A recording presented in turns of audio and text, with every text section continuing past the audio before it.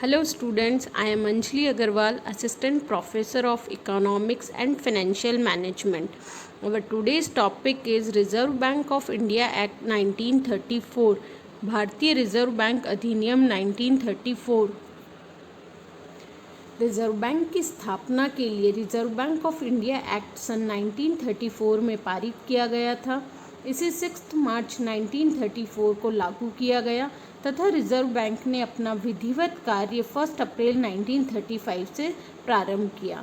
Reserve Bank of India Bharat का केंद्रीय bank है। इसे शॉर्ट में आरबीआई कहा जाता है। 1 जनवरी 1949 को इसका राष्ट्रीयकरण कर दिया गया था। राष्ट्रीयकरण से पूर्व यह अंशधारियों का बैंक था। इस अधिनियम में समय समय पर अनेक बार संशोधन होते रहे हैं। जो इस चैप्टर में इम्पॉर्टेंट है वह है भारतीय रिजर्व बैंक अधिनियम 1934 के मुख्य प्रावधान। अधिनियम की कुल धाराएं। इस अधिनियम में कुल 61 धाराएं थी, किंतु समय समय पर किए गए संशोधनों से कुछ धाराओं को हटा दिया गया है। नेक्स्ट है कुल अध्याय। इस अधिनियम में कुल 7 अध्याय हैं। नेक्स्ट है अनुसूचियाँ। प्रारंभ में इस अधिनियम में 5 अनुसूचियों का समावेश था, किंतु कालांतर में 3 अनुसूचियाँ हटा दी गई है। अब केवल 2 अनुसूचियाँ हैं। प्रथम अनुसूची जिसमें रिजर्व बैंक के कार्यक्षेत्रों का निर्धारण है, वह द्वितीय अनुसूची में अनुसूचित बैंकों के नाम है। अनुसूचित बैंक बनने की शर्तों को जो बैंक पूरा करते हैं उनके नाम रिजर्व बैंक की द्वितीय अनुसूची में सम्मिलित होते हैं। नेक्स्ट है अधिनियम का कार्यक्षेत्र।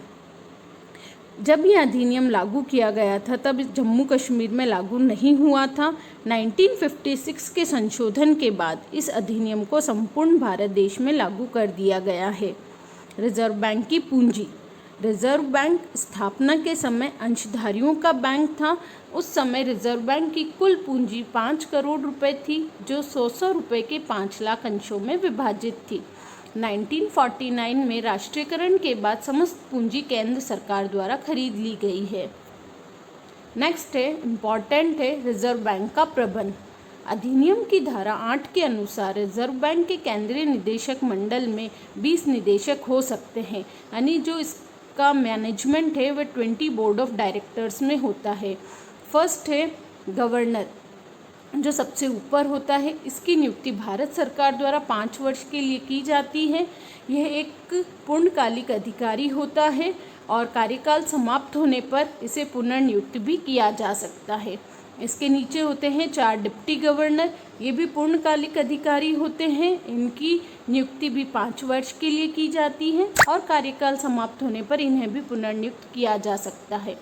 इसके नीचे होते हैं टोटल 15 डायरेक्टर्स। उसमें से जो 4 डायरेक्टर्स होते हैं वह रिजर्व बैंक के लोकल बोर्ड्स हैं। 4 लोकल बोर्ड्स हैं रिजर्व बैंक के।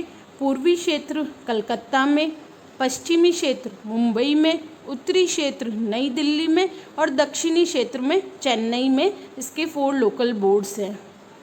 नेक्स्ट 10 निदेशक भारत सरकार द्वारा विभिन्न क्षेत्रों के जो विशेषज्ञ होते हैं इन्हें 4 वर्ष के लिए नामांकित किया जाता है।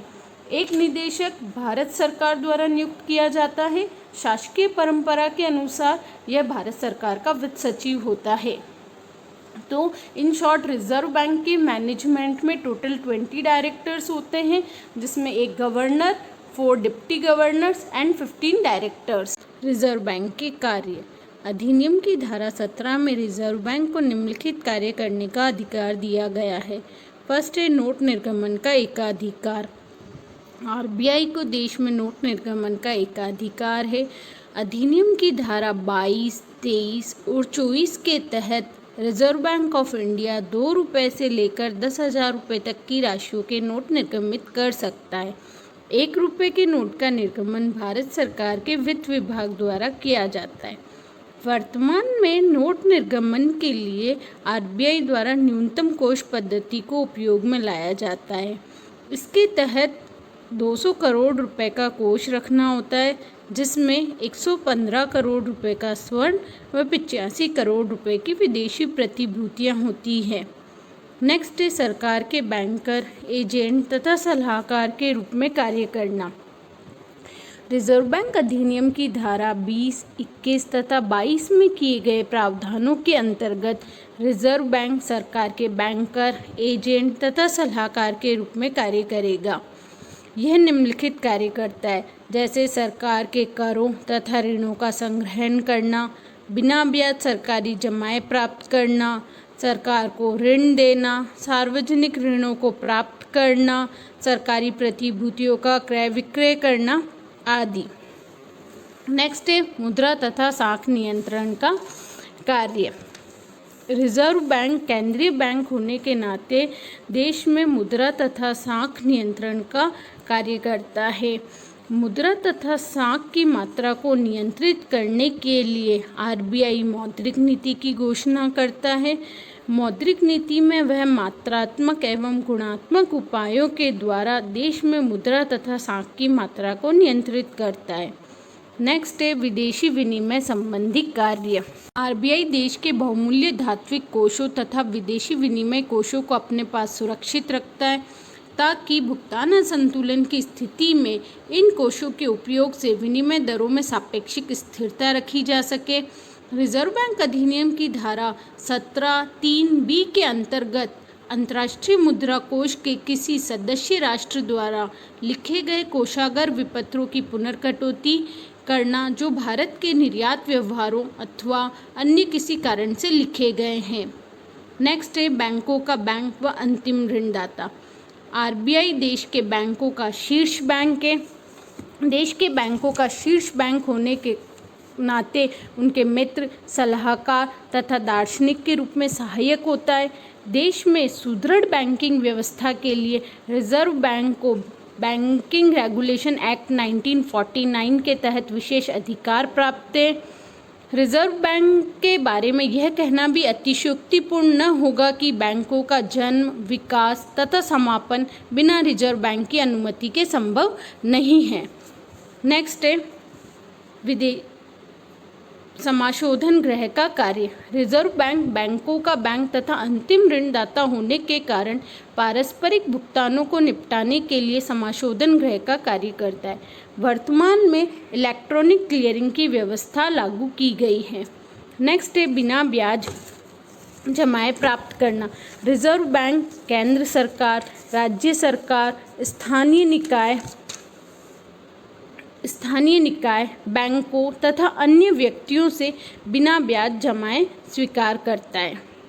नेक्स्ट है बिलों का क्रय विक्रय तथा पुनर्कटौती। रिजर्व बैंक के कार्यों में श्रेष्ठ व्यापारिक बिलों का क्रय विक्रय तथा पुनर्कटौती करना शामिल है, किंतु ऐसे बिल 90 दिन से अधिक अवधि के नहीं होने चाहिए। नेक्स्ट है आंकड़ों का संकलन एवं प्रकाशन। धारा 43 के प्रावधान के अंतर्गत आरबीआई द्वारा सभी अनुसूचित बैंकों की जमाओं, दायित्वों आदि से संबंधित सामूहिक आंकड़ों को प्रति सप्ताह प्रकाशित करना अनिवार्य है। इसके अलावा रिजर्व बैंक द्वारा अनेक प्रकाशन किए जाते हैं। नेक्स्ट है बैंकिंग संबंधी प्रशिक्षण तथा अनुसंधान कार्य। इस अधिनियम के तहत आरबीआई को बैंकिंग संबंधी प्रशिक्षण तथा अनुसंधान कार्यों की व्यवस्था का भी अधिकार दिया गया है। रिजर्व बैंक के वर्जित कार्य, वह कार्य जो आरबीआई नहीं कर सकता। धारा 19 के अनुसार रिजर्व बैंक निम्नलिखित कार्य नहीं कर सकता है। फर्स्ट है रिजर्व बैंक किसी भी प्रकार का व्यापार या व्यवसाय नहीं कर सकता है। रिजर्व बैंक किसी भी कंपनी के अंशों का क्रय तथा उनकी प्रतिभूतियों पर ऋण नहीं दे सकता। किसी स्थायी संपत्ति के बंधक अथवा उसके अधिकार पत्रों की प्रतिभूति पर ऋण देना, साधारण व्यक्तियों को ऋण देना, चालू अथवा अन्य खातों में जमा राशियों पर ब्याज देना रिजर्व बैंक के केवल दर्शनी विनिमय पत्रों में ही लिख सकता है अथवा स्वीकार कर सकता है, अन्य प्रकार के नहीं। Thank you. आपकी इस वीडियो से रिलेटेड कोई भी क्वेरीज हैं तो आप कमेंट बॉक्स में लिख सकते हैं। Stay home, stay safe.